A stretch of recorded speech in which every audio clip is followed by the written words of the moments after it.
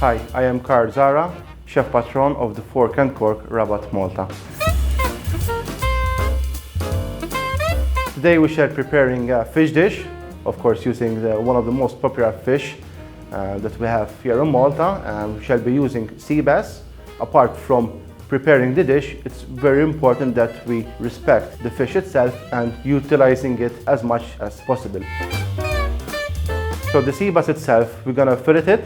We're gonna use the fillets to plate the dish. Any extra meat on the bone, we shall prepare fish mousse with it, and the bone itself, we shall preparing it for the base of a fish sauce. Studying in the kitchen and of course working with great chefs, I've always been taught that it's very important to utilize every part of the ingredient. We can do a lot of fantastic ideas with wastage.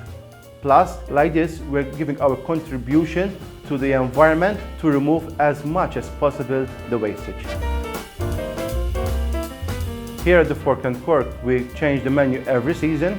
It's very important that we use local ingredients, work on seasoned ingredients, and of course, what we buy, apart from utilizing it well, we have to store it well.